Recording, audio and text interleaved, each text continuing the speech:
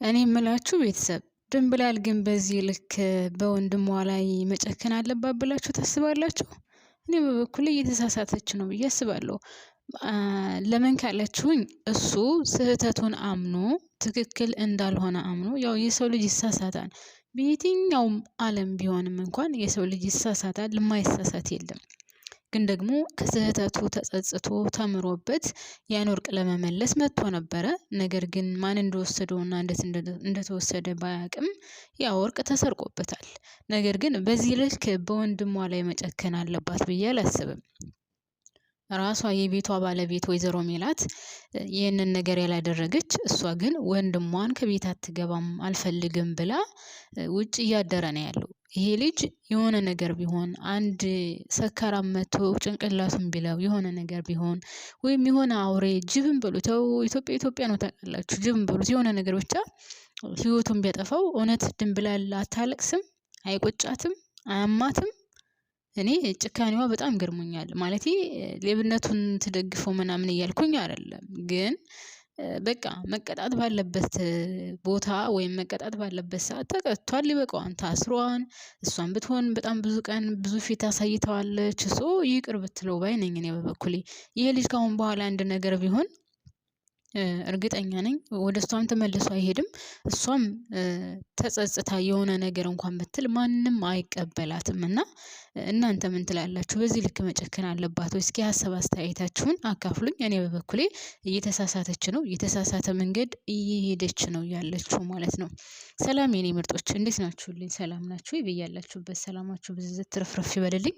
ለዚህ ቻናል አዲስ ከሆናችሁ ሰብስክራይብ እያደረጋችሁ የደወል ምልክቷን በመጫን ቤተሰብ ሆኖ ላይክ ያላደረጋችሁም የላይክ ምልክቷን ጫን ብላችሁ ላይክ አድርጉልኝ። እንግዲህ በጣም ብዙ ጊዜ በተለይ የላይክ ምልክቷን ጫን እያላችሁ አትቁሩልኝ የሚለውን በጣም ብዙ ጊዜ ደጋግመዋለሁ። ነገር ግን ቪው በጣም በሚገርም ሁኔታ እስከ 4000 5000 6000 ከዛም በላይ ያለ፣ ነገር ግን ላይክ የለምና ምን ችግር አለው ቤተሰቦቼ?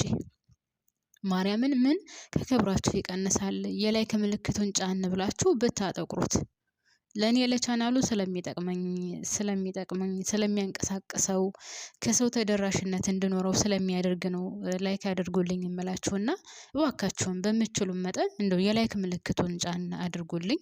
ቪዲዮውን ከፈለጋችሁ ታዩታላችሁ፣ ካልፈለጋችሁ ግድም ማለት በግድ አላስገድድም።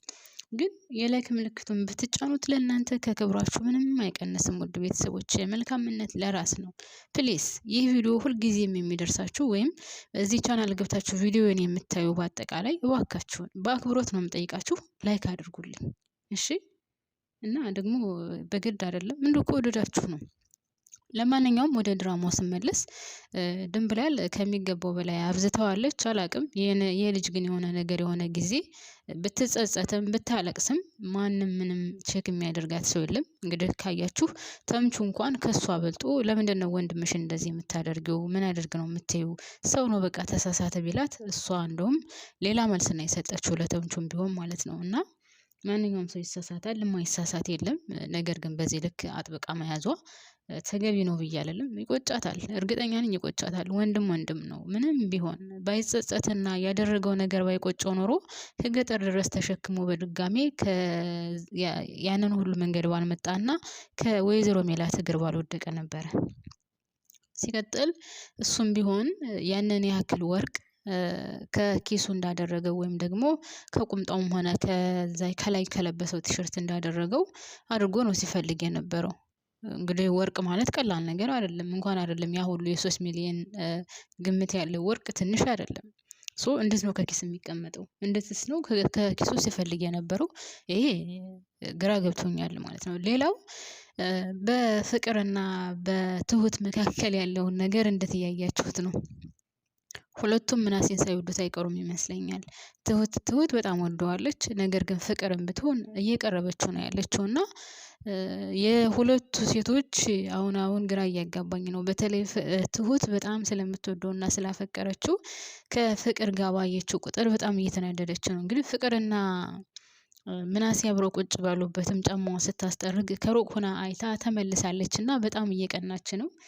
ደስ የሚለው ነገር ደግሞ ሰላምዬ ለማቀራረብ እየሞከረች ነው። ሁለቱን አንድ ለማድረግ እየሞከረች ነው። ምናሴ በጣም ተቀይሯል። ሳስበው እሱም ወዷታል፣ አፍቅሯታል። ከቤት ውስጥ ሄዶ እንኳን ከቤተሰቦቹ ጋር ወይም ከእናቱ ጋር እንደ በፊቱ በደንብ እያወራ አይደለም። በጣም ተቀይሯል። ስለሷ እያሰበ ነው። እናንተ ፍቅር ግን በዚህ ልክ ነው ማለት ነው ቤተሰብ? እውነት ፍቅር እኮ በየትኛውም ቦታ ቢሆን ማለት ነው ማርያምን በየትኛውም ቦታ ቢሆን ፍቅር ይቀይራል። ፍቅር ሀያል ነው። ፍቅር የማይቀይረው ነገር የለም እና በጣም ነው የገረመኝ እውነት ለመናገር ማለት ነው። በጣም ሰውን ይቀይራል። የሌለ ስሜት ነው የሚሰጠው እና ብቻ ደስ ይላል። ፍቅር የሰላም ሲሆን በጣም ደስ ይላል እና ምናሴ ትሁት እና ፍቅር ሶስታቸው አሁን ግብ ግብ ገጥመዋል። ሰላም በመካከላቸው አለች። በጣም ደስ ይላል ማለት ነው። ሌላው ወይዘሮ ሜላት አሁን ያለችበት ሁኔታ በጣም ደስ ይላል። በጣም በጣም በሚገርም ሁኔታ ጥሩ ላይ ነው ያለችው። እርግጠኛ ነኝ ከአሁን በኋላ ህይወቷ ይቀየራል ብዬ አስባለሁኝ። ጥሩ ህይወት ይገጥማታል ብዬ ነው የማስበው። እስከዛሬ ድረስ የተሰቃየችውን እስከዛሬ ድረስ ብዙ ዋጋ የከፈለችውን ከአሁን በኋላ በተቻለ መጠን ሰውየውም እርግጠኛ ነኝ ሰውየውም ያግዛታል ብዬ አስባለሁ። ሰውየው እምቢ የሚላት አይመስለኝም። ምክንያቱም ከዚህ በፊት ያው ኢዩኤል እጅሽን ዘርግተሽ ጠይቂ ችግር የለውም፣ ምክንያቱም አንቺ አሁን ወድቀሻል፣ ውድቀትሽን ደግሞ አምነሽ ተቀበይ እያላት ነበረ እና ሰውየው ደግሞ በጣም መልካም እና በጣም ጥሩ ሰው እንደሆነ ነው ሲነገርለት የነበረው። እኔ ግን አሁንም አንድ ነገር እምለው አለኝ። ይሄ ሰውዬ እንደው ምናልባት አሁን በመልካምነት ወይም ደግሞ በማዘን ምናምን ሊያግዛት ይችላል። ግን እየቆየ ልጆቿንም ሲተዋወቅ ምናምን ከዛም የእሷን ማንነት በደንብ ሲያውቅ ባሏ አጠገቧ እንደሌለ ምናምን ሲያውቅ ወይ እሷን ላግባሽ ይላታል ወይም ደግሞ እኔ ጭንቅላቴ ውስጥ ያለውን ነው የምነግራችሁ ወይም ደግሞ ከሰላምና ከሀኒቾ አንዳቸውን አጋቢ ሊላት ይችላል። አይታወቅም ውድ ቤተሰቦቼ ማለት ነው። እና ይሄ ነገር በጭንቅላት ያለ እስኪ እንግዲህ ወደፊት የምናይ ይሆናል ማለት ነው ውድ ቤተሰቦቼ። ሌላው የአሴር ጉዳይ አሁን በጣም የሚያሳዝን ነው። ስራውንም በደንብ እየሰራ አይደለም። እንግዲህ ተምቹ እስከዛሬ ድረስ ቦዘኔ ነው ሁላችንም እንደምናውቀው። አሴር ጠንክሮ ስለሚሰራ አሴር በጣም ብርቱ ስለሆነ አሴር ሁሉንም ነገር ስለሚያካሂድ ምናሴ ማለት ማነው ስሙ ተምቹ ያን ያክል አልነበረም። አሁን ግን ተምቹም በጣም ፈርቷል ስለ አሴር ጉዳይ። ለምንድነው እንደዚህ የምትሆነው? እኔ እኮ እስከዛሬ ድረስ ስራ ማልሰራው አንተ ስላለህ ነው። ለምንድነው ስራ ማትሄደው? ለምን እንደዚህ ሆንክ? ለምን ተቀየርክ? እያለ በጣም እየጨቀጨቀው ነው። እንግዲህ ሀናን እንደዛ አልፈልግሽም፣ አንቺ ለኔ ምንም አይነት ስሜት የለሽም፣ ሁልጊዜ አዳዲስ ነገር ነው የምታመጪው ምናምን ብሎ ተናግሯት ከሄደ በኋላ እንግዲህ ተምቹ ከኋላ ተከትሎት ነበርና ለምን እንደዚህ እንድናገራት አደረከኝ? እኔ እኮ ሀናን እወዳታለሁ፣ አፈቅራታለሁ። ስለምወዳትና ስለማፈቅራት እንደዚህ መናገር አልነበረብኝም እና ለምን አፌና ላይ ሲያስከው ምናምን ሲለው አንተ እኮ ትክክል ነህ፣ ደግ ነው ያደረከው፣ እንኳንም ይሄንን ነገር አደረከው፣ እውነታውን ነው ያደረከው ነው ሲለው የነበረው እና ብቻ የአሴር ሁኔታም እውነት ለመናገር በጣም ከባድ ነው። እኔ በጣም ነው ያሳዘነኝ። ግን ደግሞ የተምቹ መቀየር በጣም ነው የገረመኝ። ከድንብላል ወንድም ጋር ያለውን ግንኙነት ለማስታረቅ የሚያደርገው ለማባበል የሚያደርገው ድንብላልን ራሱ ታግሷታል። እውነት ለመናገር አሁን ድንብላል በጣም ፊቅ አድርጓታል። በተለይ በወንድሟ መቀየሯ እኔ በጣም ነው የገረመኝ። እዛ አስፓልት ላይ ቁጭ ብሎ እንኳን ስታገኘው እንዴት እንደጨከነችበት እውነት በወንድም በዚህ ልክ ይጨከናሉ አላቅም። መሆን የለበትም መጨከን የለባትም በዚህ ልክ። ምክንያቱም ይሄ ሰው አንድ ጊዜ እንደነገርኳችሁ ከመጀመሪያው ማንኛውም ሰው ነው። ሰው እስከሆነን ድረስ ደግሞ እስከሰራን ድረስ ወይም ደግሞ የሆነ ነገር እስከፈለግን ድረስ እንሳሳታለን። ማንኛውም ሰው በተራመደበት ልክ እንቅፋት አይመታውም ማለት አይደለም። እንቅፋት ይመታዋል። ግን እንቅፋቱን እንዴት ማለፍ እንዳለበት ወደኋላ መለስ ብሎ ሲያስብ ነው ከምንም በላይ አይደለ ጥሩ ይሄ ልጅ በሰአቱ መሰለው መስሎ ታየው። ማድረግ አልነበረበትም። ይህ ቤተሰብ ምንም እንደሌለ ያውቃል። እንደዚህ ህይወታቸው እንዴት እንደሆነ ጠንቅቆ ያውቃል። ሰው መስረቅ አልነበረበትም። በቃ ግን ሆነ አንዴ ተሰረቀ። የሆነ ነገር ደግሞ ወይም የሞተ ሰው አይመለስም አይደል? ቤተሰብ ሞቶ የተቀበረ ሰው መቼም ይመለሳል ብለን ተስፋ እናደርግም አይደለ? ተስፋ እንቆርጣለን። ያልቃል በቃ እንደማይመለስ ስለምናውቅና ይሄ ልጅ ተሳስቷል። በቃ መስሎት ነበረ፣ ሰረቀ። ከዛ ግን እዛ ሄዶ በጣም በሚገርም ሁኔታ የገጠር ሰው ምን ያክል ንጹህ እንደሆነ ግን ያየንበት ነው እዚህ ድራማ ላይ። ውድ ቤተሰቦቼ አሁን ነገሮች እየተበላሹ እንደ በፊቱ አልሆናለ እንጂ እኮ በፊት እኮ የገጠር ሰው ምንም የሰው ገንዘብ አይነካም ማለት ነው። እና ይሄ ሰውዬም መጀመሪያ ተሳሳተ፣ ይዞት ሄደ። ይዞት ከሄደ በኋላ ግን ተመልሶ ይዞት መጣ ያን ንብረት ያን ገንዘብ። ህሊናው አልፈቀደለትም። ታውቃላችሁ የራሱ እንዳልሆነ አወቀ። የለፋበትና የደከመበት ንብረት እንዳልሆነ አወቀ። ስለዚህ ያን ንብረት መልሶ ይዞ መጣ። ነገር ግን ይዞት ከመጣ በኋላ እኔ ከመሄዱ በፊት ነው ከመምጣቱ ይዞት ከመጣ በኋላ ግን ከመሄዱ በፊት መሰለኝ የተሰረቀበት በነገራችን ላይ ስላላየው ነው እንጂ። እና ለማንኛውም ተጸጽቶ ነው እንደው ብቻውን ቁጭ ብሎ እንኳን እንዴት ነው ሲያብላላ የነበረው። ምንድነው ማድረግ ያለብኝ? እንዴት ነው ማድረግ ያለብኝ? ለምን ሰረኩኝ እያለ በጣም ነበረ ሲያስብ የነበረው ብቻውን ቁጭ ብሎ። እና እንግዲህ ያለ ወርቅ አለ መስሎት ነበር ይዞ የመጣው። ነገር ግን ወርቁ አልነበረም፣ የለም። ተሳሳተ፣ በቃ አለቀ። ሜላት እንኳን የድንብላልን ያክል አልጨከነችም። በነገራችን ላይ በጊዜው ያው በጣም ተናዳ እሱን እየጎተተ ወደ እስር ቤት ወስደው ነበር። ድንብላልንም ማሳስራለች ምናምን። ይሄ ለጊዜው ተናዳ ነው። ግን አሁን ወደ ራሷ ተመልሳ ድንብላልን ራሱ እንታረቅ እያለቻት ነው። ተይ አንድ ቤት ቁጭ ብለን እባክሽ እንታረቅ፣ እኔ እኮ በጊዜው ተሳስቻለሁ እያለቻት ነው። እንግዲህ ታላቋ እባክሽን እንታረቅ እያለች እየለመነቻት፣ አንድ ቤት ቁጭ ብለን መጣላት የለብንም፣ አንድ ቤት ቁጭ ብለን አለመነጋገር ጥሩ አይደለም እያለቻት ነበረ። እሷ ግን ድንብላል ግን ጸባዩ የተቀየረ ይመስለኛል። እስከዛሬ መልካም ነበረች፣ በጣም ቀኔ ዋህ ነበረች፣ ለነገሮች ያን ያክል ቦታ አትሰጥም ነበር። አሁን ግን ያው ያማል፣ የተደረገው ነገር ያማል።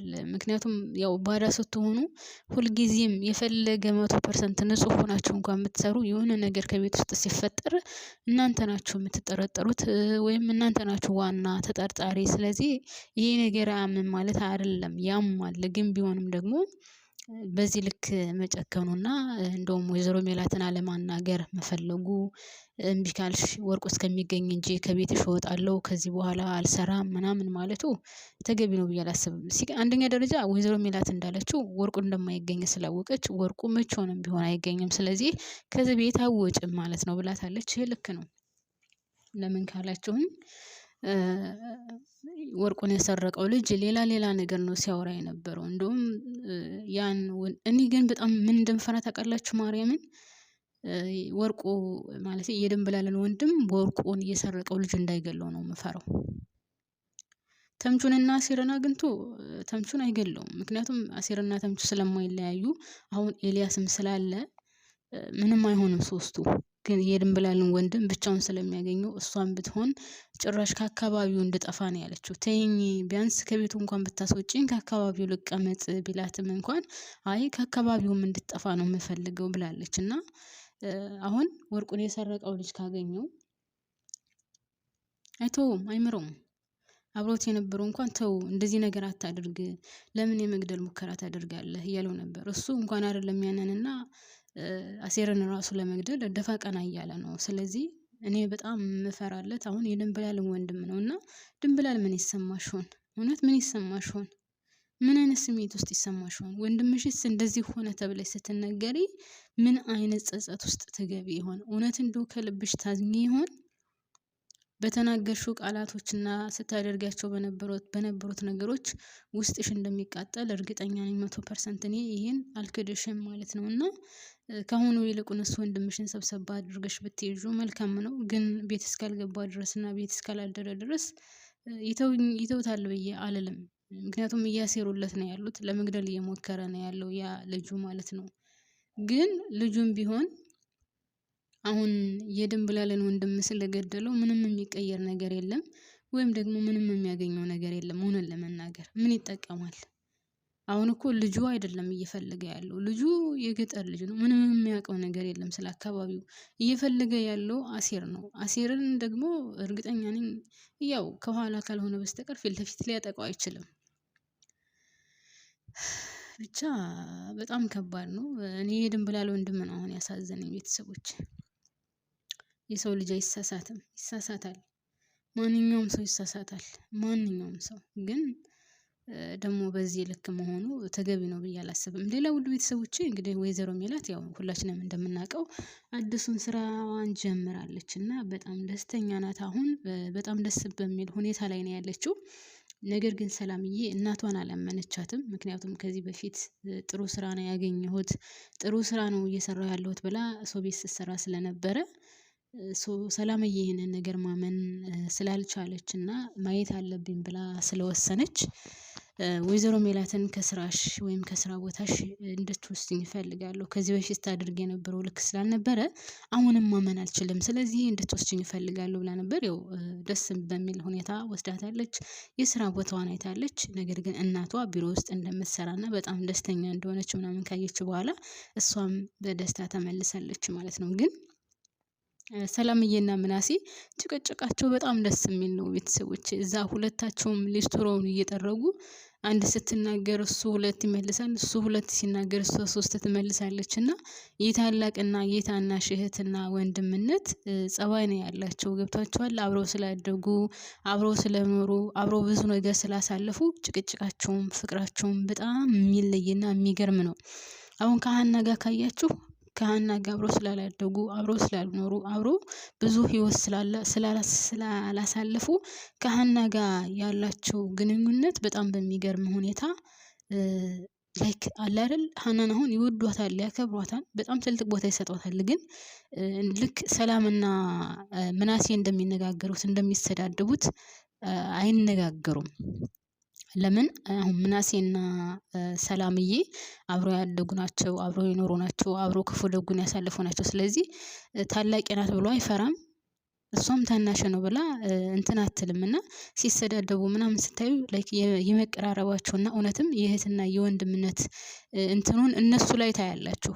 ከሀና ጋር ወደ ሀና ስትመጡ ደግሞ ሀና ላይ የምታዩት ቁም ነገር ብቻ ነው እንጂ እንደዚህ አሁን ዝቅ ብሎ እሷም ሰላምዬን ብትሆን ከሀና ጋር ምናሴ ላይ እንደምትዘናበትና ምናሴ ላይ እንደምትናገረው ሀናን አትናገርም። ምናሴም ቢሆን ሰላምዬን እንደሚናገረው ከፍ ዝቅ አድርጎ ተሳልቦ ምናምን እንደሚናገረው፣ እንደሚስቀው፣ እንደሚጫወተው ከሀና ላይ እንደዚህ አይነት ነገር የለም። ሀና ቁም ነገር ከሆነ አዎ ቁም ነገር ያዋሯታል።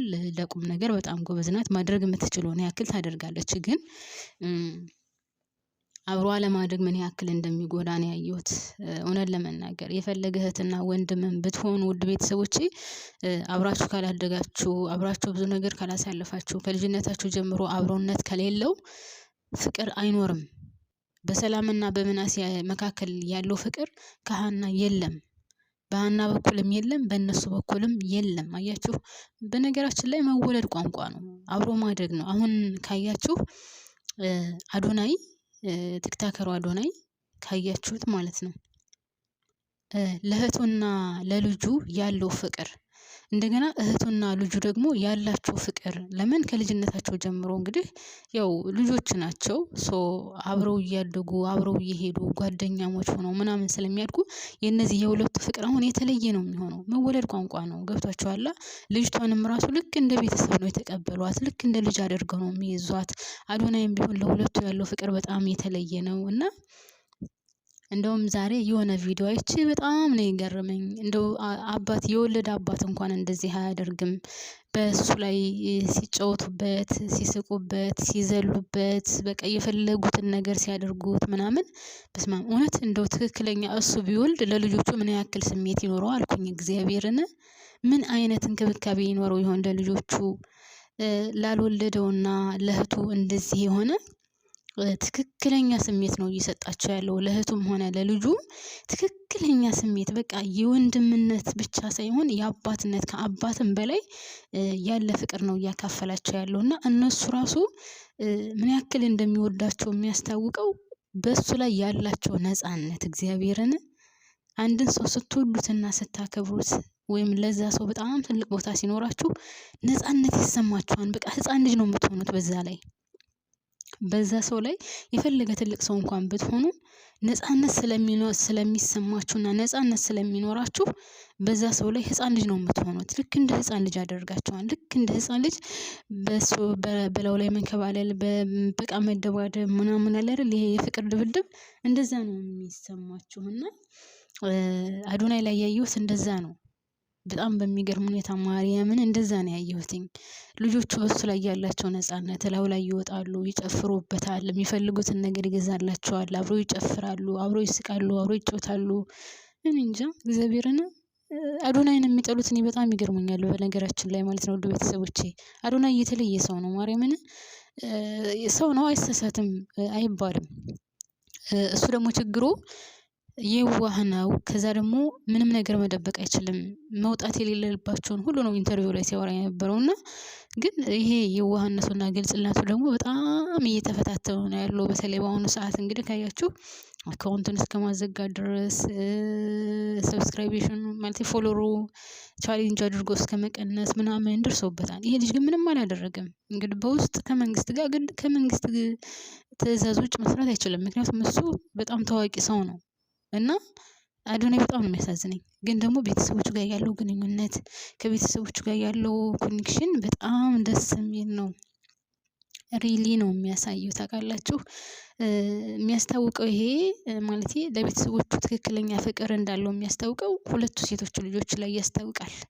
ምን ያክል ነፃነት እንዳላቸው በሱ ላይ ምን ያክል እንደሚወዱት ምን ያክል እንደሚንከባከባቸው ያስታውቃል ማለት ነውና ለማንኛውም ህይወት እንደዚህ ናት። ቤተሰብ ማለት እንደዚህ ነው ልላችሁ የፈለጉ ገብታችኋል። አሁን ድንብላል ለወንድሟ የምታደርገው ነገር እና በወንድሟ ላይ እያደረገች ያለችው ነገር በጣም በጣም በጣም የሚያስጠላ ነገር ነው እና ወደ ራስሽ ብትመለሽ ባይ ነኝ ድንብላል። በኋላ እንዳይቆጭሽ ወንድምሽ የሆነ ነገር ከሆነ በኋላ ብታለቅሺ ብትንገበገቢ እሪቁቁ አፌን በሰበረው ምላሴን በቆረጠው ባልተናገርኩ ኖሮ ምነው የዛ ጊዜ ባስገባው ኖሮ ምናምን ብትይ ምንም ዋጋ የለውም።